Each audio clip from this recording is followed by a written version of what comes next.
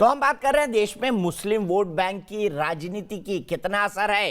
क्या वाकई इस ध्रुवीकरण से भारतीय जनता पार्टी को फायदा होता है अगर चुनाव में हिंदू मुस्लिम हो जाता है? लेकिन फिर क्यों सिर्फ मुस्लिम वोट लेने की होड़? इतनी सारी पॉलिटिकल पार्टी में एक अनार 100 बीमार।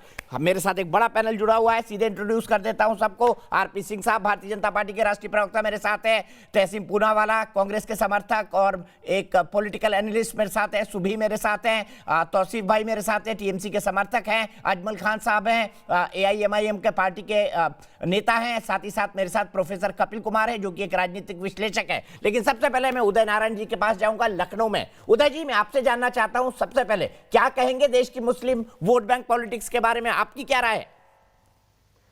वोट बैंक की जो पॉलिटिक्स है, निश्चित है जो बड़ी पार्टियां हैं या जो अपने आप को वोट बैंक की जो मुस्लिम हितों के लिए बात करती हैं, वो निश्चित ही सिर्फ वोट बैंक की ही बात करती हैं। क्योंकि अगर वोट बैंक की बात ना करती होती और वास्तव में मुस्लिम हितों की बात करती होती तो चुनाव के पहले ये सब कहाँ पार्टियां रहती हैं। जब चुनाव आता है तब वो पार्टियां वहाँ पहुँच जाती हैं। और मुस्लिम जो मतदाता है वो भी इस चीज़ को बहुत अच्छी तरीके से समझ रहा है। अगर हम समझता होता तो क्या ये हाल होता? वाकई मैं यही बात सुबह से शुरू करता हूं। सुबह, क्या मुस्लिम मतदाता इस बात को समझता है या वो इस वोट बैंक का राजनीतिक फायदा उठाता है और सामाजिक भी? आपको क्या लगता है? जी देखिए दीपक जी, दोनों तरह के लोग हैं। मैं हमेशा बोलती हूँ कि मुसलमान समाज में भी 3 तरह की कैटेगरीज हैं, एक राष्ट्रवादी है, एक अराष्ट्रीय है और एक देशद्रोही है। राष्ट्रवादियों को पता है कि क्या हो रहा है, देशद्रोहियों को पता है कि क्या हो रहा है, लेकिन एक बहुत बड़ी परसेंटेज जो है वो अराष्ट्रीय है। उनको हमेशा से ही कलगाववाद मचा के भारत से दूर रखा जाता है, एक सेपरेटिज्म बीज उनके दिमाग में डाल दिया जाता है और कभी भी भारत की बात होती है तो उनको ये बोला जाता है कि नहीं नहीं, ये तो एंटी मुस्लिम बात हो रही है। तो बहुत सारी परसेंटेज ऐसी है जिनको पता नहीं है, क्लूलेस मेजॉरिटी जिनको बोला जाता है। दूसरी बात, तहसीन पूनावाला ने एक बहुत मासूम सवाल पूछा था, उसका जवाब मैं जरूर देना चाहती हूँ कि मैं तो यहाँ पे वेस्ट बंगाल के इलेक्शन की बात करने आया था, आप यहाँ पे हिंदू मुस्लिम बात क्यों कर रहे हैं? देखिए, मैं आपको ये बताना चाहती हूँ कि बंगाल का जब विभाजन भंग जब हुआ था 1905 या 1906 में, धर्म के आधार पे हुआ था। ईस्ट बंगाल और वेस्ट बंगाल बन गया था। ईस्ट बंगाल का और देश का विभाजन हुआ तो ईस्ट बंगाल पाकिस्तान जो है वो पाकिस्तान चला गया था। बाद में 1971 वॉर के बाद वो बांग्लादेश बन गया। तो वेस्ट बंगाल पे इन लोगों की नजरें बहुत पहले से हैं। हम लोग ये ना भूलें कि मुस्लिम लीग की स्थापना भी ढाका में हुई थी, जो आज के टाइम में बांग्लादेश की राजधानी है।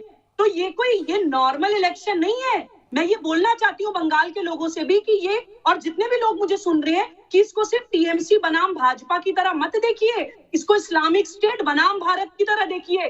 बंगाल इलेक्शन में बिल्कुल बात होनी चाहिए हिंदू मुस्लिम, क्योंकि जब एक मुस्लिम अपीजमेंट के बाद द्विराष्ट्रवाद की थ्योरी आती है, उसके बाद हमारे देश का विभाजन होता है। पहले भी हो चुका है और अभी भी कई स्टेट्स को ये कट्टरवादी अपनी क्लचेस में ले चुके हैं। तो हम क्यों ना करें हिंदू मुस्लिम की बात? ठीक है, सीधे यही सवाल तहसीन जवाब दीजिए। सुबह ने एक नया पर्सपेक्टिव दिया है। मैं बहुत संक्षेप में 2 चीजों की बात करूंगा, उनकी बात का जवाब सेकंड दूंगा। पहले मैं मदरसों की बात करता हूँ, उससे अपनी बात रखकर उनके सवालों का जवाब दूंगा। मैं नहीं जानता कि यहाँ पर इस पैनल में कौन मदरसों में पढ़ा है या नहीं पढ़ा है, लेकिन मेरा परिवार डेफिनेटली ये चलाता है और इसमें कंट्रीब्यूट करता है। वहाँ पे कंप्यूटर्स भी, हिस्ट्री भी सिखाया जाता है। और देश के पहले राष्ट्रपति राजेंद्र प्रसाद जी, मुंशी प्रेम जी, यहाँ तक के राजा मदरसे से पास हुए थे। हर एक मदरसे में आरएसएस की शाखाओं पे 1994 तक तिरंगा नहीं लहराया गया था और 2 लोगों को जेल में भेजा गया था क्योंकि वहां पे उन्होंने तिरंगा लहराया। यह है आरएसएस और बीजेपी की इतिहास। अब मैं दूसरी बात पे आता हूँ। सुबह ने मेरे उस सवाल का जवाब नहीं दिया। मैं तो भारत माता की जय और माता के सामने तो हम सर फेंकना चाहता हूँ, लेकिन क्या नरेंद्र मोदी और अमित शाह जी क्या ये माता के मंदिर का प्रसाद खाएंगे? इसका जवाब आप नहीं देते हो। क्यों नहीं दे खाएंगे? अगर आप हिंदुओं के ठेकेदार हो तो आपको खाना चाहिए। विवेकानंद जी तो नॉन वेज थे, आप क्यों नहीं खाओगे? अब लास्ट पॉइंट पे अपनी बात करता हूँ, जो उन्होंने बंगाल की बात की। आपको बांग्लादेश और बंगाल के बारे में जो बोलना है बोलिए। बांग्लादेश जो बोलना है बोलिए, अरे तर्क पे जवाब दीजिए। तहसीन, आप रैशनल मुस्लिम होकर ऐसी बात करते हैं, आप पढ़े लिखे मुसलमान होकर जब ऐसी बात करते हैं तो दुख होता है। कोई अनपढ़ मुसलमान अगर ये बात करे तो समझ आता है कि वो अपने नेताओं के कहने में आके बोल रहा है, लेकिन एक पढ़ा लिखा मुसलमान जब इस तरह की बात करता है तो उसे वाकई दुख होता है कि क्या आप सब कुछ जानते हुए ऐसे नेशनल टीवी पे बोल रहे हैं। मैं अपनी बात समाप्त कर दूं। आपको मेरे बारे में जो बोलना है कि मैं पढ़ा लिखा हूँ, अनपढ़ हूँ, कम से कम मेरी डिग्री एक नहीं है।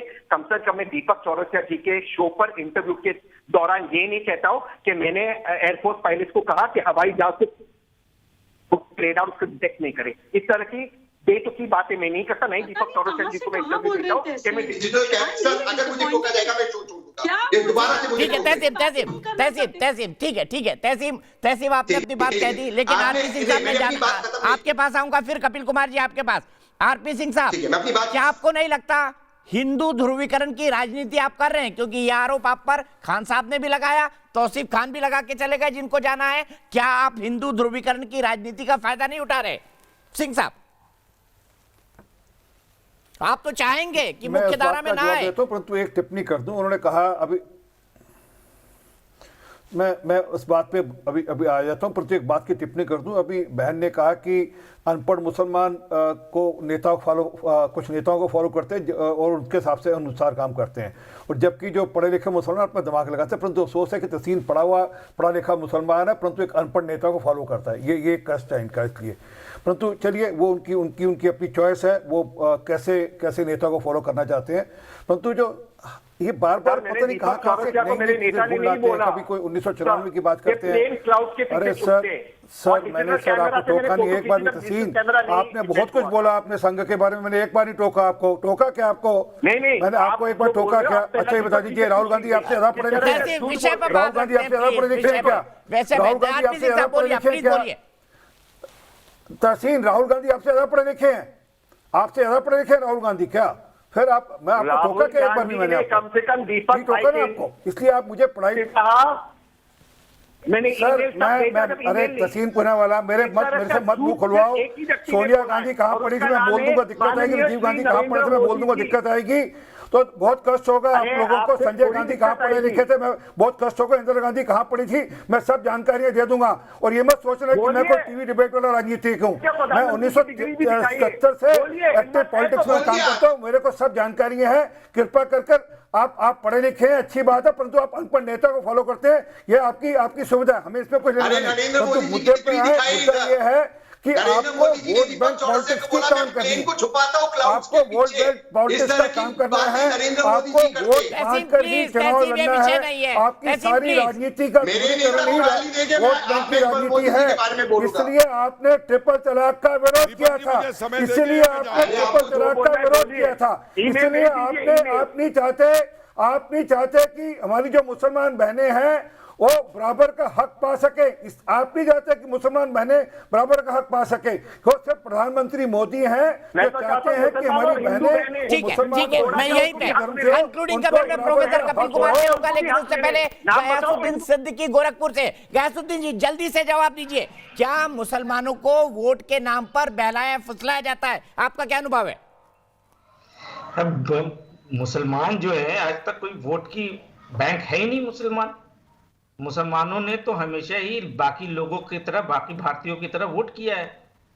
आप देख लिए पूरे इलेक्शन को, आप एनालाइज कीजिए बिहार के इलेक्शन को, 2019 के इलेक्शन को, आपको पता चलेगा जहां मुसलमान ज्यादा थे वहां पे कोई और पार्टी जीती है।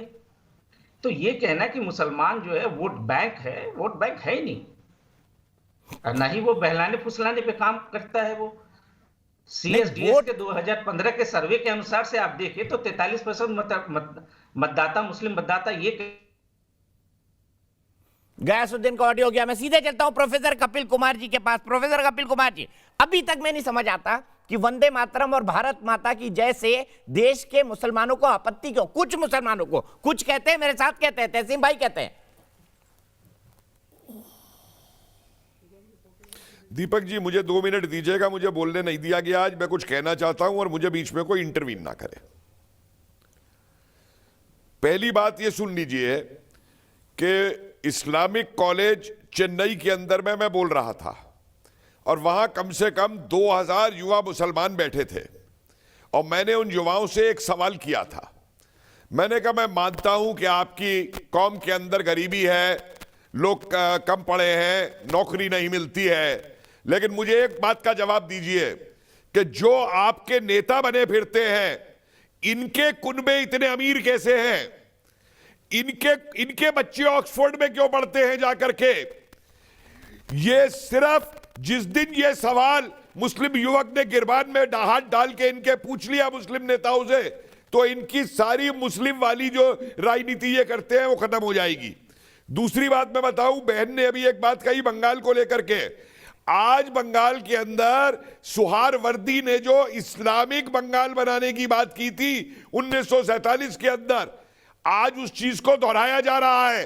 तहसीन पुलावाला साहब से पूछिए, कभी ये मिदनापुर गए हैं, कभी बांग्लादेश के बॉर्डर के गांवों में गए हैं, जो रोज वहां से आईएसआईएस और आईएसआई के लोग कूद के आते हैं रात को और यहां भाषण देकर के चले जाते हैं।